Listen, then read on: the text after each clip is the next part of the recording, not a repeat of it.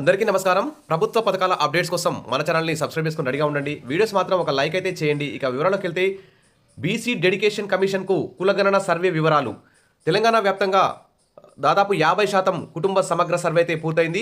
ఇంకా ఎవరైనా రాయించుకునే వాళ్ళు ఉంటే వెంటనే మీ సొంత గ్రామంలో కానీ మీరు ఉండే చోట కానీ ఎక్కడో ఒక చోట ఖచ్చితంగా రాయించుకోవడానికి ట్రై చేయండి. మీకు నచ్చిన విషయాలు తెలియజేయండి. నచ్చని విషయాలు చెప్పనవసరం లేదు. ఎలాంటి ప్రాబ్లం లేదని చెప్పి మంత్రులే చెప్తున్నారు కాబట్టి మీరు ఎలాంటి ఆందోళన చెందాల్సినటువంటి అవసరం లేదు. కాకపోతే కరెక్ట్ ఇన్ఫర్మేషన్ ఇస్తే మంచిగా ఉంటుంది.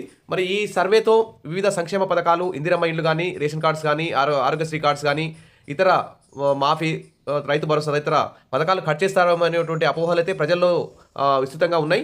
దానికి సంబంధించి ప్రభుత్వం ఒక క్లారిటీ ఇవ్వాల్సిన అవసరం ఉంది. అదేవిధంగా ఈ సర్వేతో ముడిపెట్టి వివిధ సంక్షేమ పథకాలను కోత కోయడం, ఇప్పుడు బైక్ ఉన్నా కానీ, కారు ఉన్నా కానీ, ఏసీ, ఫ్రిడ్జ్, వాషింగ్ మిషన్ ఉన్నా కానీ ఈ సంక్షేమ పథకాల్లో కోత పెట్టే అవకాశం ఉందని ప్రజలైతే ఆందోళన చెందుతున్నారు. మరి ఆదాయం వెల్లడించడంలో కూడా చాలామంది వ్యతిరేకత చూపుతున్నారు. సరే, ఏది ఏమైనా ప్రభుత్వం అయితే ఈ సర్వే వివరాలను చాలా సీక్రెట్గా ఉంచుతాం, చాలా గోప్యంగా ఉంచుతాం అని చెప్తున్నారు. ప్రజలకు ఎలాంటి పథకాలకు ఎలాంటి అవరోధాలు కలిగించమని చెప్పి ప్రభుత్వం అయితే ప్రకటిస్తుంది. ఇక చూస్తే బీసీ డెడికేటెడ్ కమిషన్కు కులగణన సర్వే వివరాలు. ఈ సర్వే డేటా ఆధారంగానే రిజర్వేషన్ల పెంపుపై కసరత్తు అయితే జరుగుతుంది. ఈ సర్వే డేటా భద్రంగా ఉంచాలని అధికారులకు సర్కార్ అయితే ఆదేశాలు జారీ చేసింది. స్థానిక సంస్థల ఎన్నికల్లో రిజర్వేషన్ల పెంపు కోసం రాష్ట్ర ప్రభుత్వం ఏర్పాటు చేసిన బీసీ డెడికేషన్ కమిషన్కు సమగ్ర ఇంటింటి కులగణన సర్వే వివరాలను అయితే ఇస్తారు. ఆ వివరాల ఆధారంగానే రిజర్వేషన్ల పెంపుపై ఒక నిర్ణయం తీసుకోనున్నారు. ఈ నెల 9వ తేదీన మొదలైన కులగణన సర్వే ఈ నెలాఖరికి పూర్తి కానుంది. అధికారులు అయితే 19వ తేదీ వరకు పూర్తి చేయాలని చెప్పేసి చెప్తున్నారు. ఇప్పటికైతే 50% సర్వే పూర్తయింది. ఇంకా ఈ సర్వే 100% పూర్తి కావడానికి ఇంకా వారం రోజులు పట్టే అవకాశం ఉంది. ఇప్పటికే సేకరించిన సమాచారాన్ని డిజిటలైజ్ అయితే చేస్తున్నారు. సర్వే దాదాపు 50% పూర్తయింది. వచ్చే నెల మొదటి వారంలోగా బీసీ డెడికేషన్ కమిషన్కు ఈ కులగణన సర్వేకి సంబంధించిన వివరాలన్నీ అందజేయాలని ప్రభుత్వం ఆదేశించింది. అత్యంత భద్రంగా కులగణన డేటా అంటూ ఇక్కడ సైబర్ నేరగాళ్లు కూడా అటాక్ చేసి సమాచారాన్ని దొంగిలించే అవకాశం కూడా ఉంటుందని అధికారులను ప్రభుత్వం అయితే హెచ్చరించింది. రాష్ట్రంలో ఏ సామాజిక వర్గం పరిస్థితి ఎలా ఉంది, ఏ వర్గం జనాభా ఎంతమంది అన్న వివరాలను సమగ్రంగా తెలిస్తేనే అందుకు అనుగుణంగా ప్రభుత్వం పథకాలు రూపొందించవచ్చని ప్రభుత్వం అయితే యోచిస్తుంది. రిజర్వేషన్లపై 50% పరిమితిని ఎత్తేసేందుకు సుప్రీంకోర్టు అనుమతించేందుకు కూడా ఈ డేటా కీలకమవుతుందని చెప్పేసి ప్రభుత్వం అయితే భావిస్తుంది. అందుకోసమే ఈ సర్వేని మరి చాలా కీలకంగా తీసుకుంది. మరి ఈ సర్వే వివరాలన్నింటి కూడా ప్రభుత్వం రూపొందించిన ఒక ప్రత్యేక సాఫ్ట్వేర్లో ఎంట్రీ చేస్తారు. ఎవరికీ పూర్తి స్థాయిలో యాక్సెస్ లేకుండా ఈ సాఫ్ట్వేర్ను రెడీ చేసినట్లు తెలుస్తుంది. మరి రాష్ట్రానికి సంబంధించిన పూర్తి డేటా వస్తున్నందున అత్యంత భద్రంగా ఉంచాలని, మరి సైబర్ నేరగాళ్ల పరిట ఈ డేటా పడకుండా చూసుకోవాలని అందరూ కూడా ప్రజలందరూ కూడా భావిస్తున్నారు. ఇక బీసీ రిజర్వేషన్ల కోసమే ఈ ప్రత్యేక కమిషన్, ఈ సర్వే అంటూ మరి ప్రభుత్వం అయితే చెప్తుంది. మరి 20 నుంచి సర్వే వివరాల నమోదు, డేటా ఎంట్రీ ఆపరేటర్లకు మాస్టర్ ట్రైనింగ్ పూర్తి. రాష్ట్ర వ్యాప్తంగా 20,000 మందికి పైగా ఆపరేటర్లు ఈ గ్రామాల వారీగా సేకరించిన సర్వే వివరాలు మొత్తం కూడా ఎలాంటి తప్పులు లేకుండా మరి ఈ డేటా ఎంట్రీ అయితే చేస్తారు. మరి కొత్తగా ఏర్పాటై తక్కువ జనాభా ఉన్న జిల్లాల్లో సర్వే స్పీడ్గా సాగుతుంది. దీంతో సర్వేలో వచ్చిన వివరాలను సాఫ్ట్వేర్లో నమోదు చేసే ప్రక్రియను ఈ నెల 20 నుంచి ప్రారంభించే అవకాశం ఉందని తెలుస్తోంది. మరి వలస కార్మికుల సమాచారం కూడా సమగ్ర సర్వేలో గోప్యంగా ఉంచుతాం. రేషన్ కార్డులు, ఓటర్ల జాబితాల నుంచి పేర్లు తొలగిస్తారని సందేహం. మరి వివరాలు తెలిస్తేనే సంక్షేమ పథకాలకు వీలవుతుందన్నటువంటి కార్మిక సంఘాలు.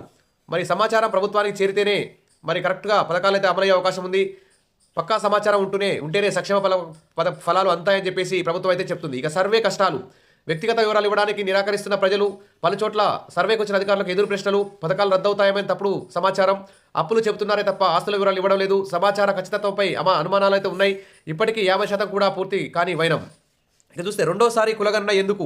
అప్పట్లో కోట్లు ఖర్చు పెట్టి నిర్వహించారు. కర్ణాటక, బీహార్ వంటి రాష్ట్రాలు ఒకసారి కులం లెక్కలు తీయడానికి ఎన్నో ఇబ్బందులు పడ్డాయి.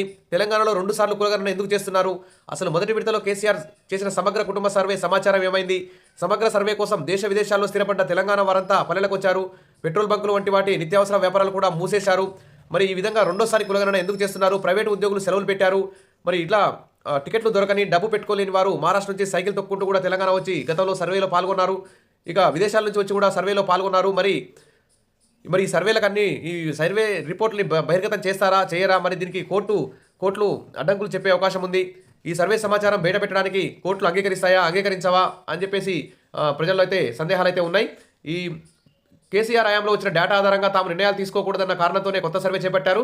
ఈ సర్వే లోపపుష్టమైనది, ఇది కోర్టుల్లో నిలబడిన సర్వే అని దాసోజు శ్రవణ్ అయితే ప్రకటించారు. ఈ విధంగా ఈ రేవంత్ రెడ్డి ప్రభుత్వం చేపడుతున్న సర్వేలో ప్రశ్నలు కూడా అశాస్త్రీయమే. బీసీల్లో ఏ తరం వారు ఎందరు చదువుకున్నారు అనే సమాచారం అందులో లేదు. ఎందరు వలసపోతున్నారు అనే సమాచారం కూడా అందులో లేదు.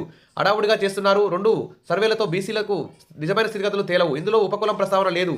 రాహుల్ చెప్పారని చేస్తున్నారు తప్ప రేవంత్కి చిత్తశుద్ధి లేదని సీనియర్ పాత్రికేయుడు దుర్గా రవీంద్ర అయితే అన్నారు. సరే, ఏది ఏమైనా ఇంటింటి సర్వే చేస్తూ కాలయాపన చేస్తున్న ఈ రాష్ట్ర ప్రభుత్వం మరి కులగణనతో చాలా 6 గ్యారంటీలతో చాలా ఆలస్యం అవుతుంది.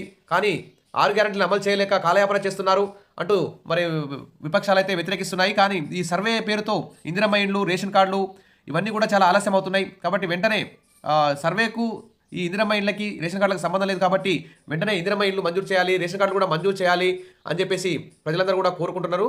సరే, ఏది ఏమైనా ఈ సర్వే విషయాలు గోప్యంగా ఉంచి ఈ సర్వే వల్ల ప్రభుత్వానికి అన్ని వివరాలు తెలిస్తే మరి మంచి పథకాలు అమలు చేసే విధంగా ఉండాలి. కానీ ఉన్న పథకాలను ఇందిరమ్మ ఇండ్లని, రేషన్ కార్డులని, ఆరోగ్యశ్రీ కార్డులని, వివిధ రుణమాఫీ ఇలాంటి వాటి కోత పెట్టకుండా ఉంటే చాలని చెప్పి ప్రజలైతే ఉన్నారు. కాబట్టి ప్రభుత్వం మరి ఈ బీసీ డెడికేషన్ కమిషన్కు కులగణన సర్వే వివరాలు అప్పగించి సరైన నిర్ణయాలు తీసుకొని బీసీలకు, వివిధ కులాలకు వారి యొక్క జనాభా దామాషా ప్రకారం అందరికీ న్యాయం జరిగేలా పథకాలు అమలు చేయాలని చెప్పేసి మరి అందరూ కోరుకుంటున్నారు. ఈ సర్వేకు ముందు ఎలా పథకాలు వర్తించాయో సర్వే తర్వాత కూడా అన్ని పథకాలు అందరికీ వర్తించేలా ఉండాలి. కానీ ఈ సర్వే వల్ల పథకాలలో కోత అనేది ఉండొద్దని చెప్పేసి ప్రజలందరూ భావిస్తున్నారు. సరే, ఏది ఏమైనా ప్రభుత్వం ప్రజాప్రభుత్వం కాబట్టి, ప్రజాపాలన జరుగుతుంది కాబట్టి ప్రజలకు ఈ సర్వేతో అన్యాయం జరగదని చెప్పేసి అందరూ కూడా అనుకోవాలి, మరి ఆశించాలి. ప్రభుత్వం కూడా ఆ దిశగా ఉంటుందని, ఇందిరమ్మ ఇండ్లు, రేషన్ కార్డులు త్వరగా మంజూరు చేస్తుందని చెప్పేసి 6 గ్యారంటీలను వెంటనే అమలు చేస్తుందని చెప్పి ఆశిద్దాం. Wish all the best. మరిన్ని అప్డేట్స్ కోసం మన ఛానల్ని ఫాలో అవుతుండండి. వీడియోస్ మాత్రం ఒక లైక్ చేయండి. Thank you.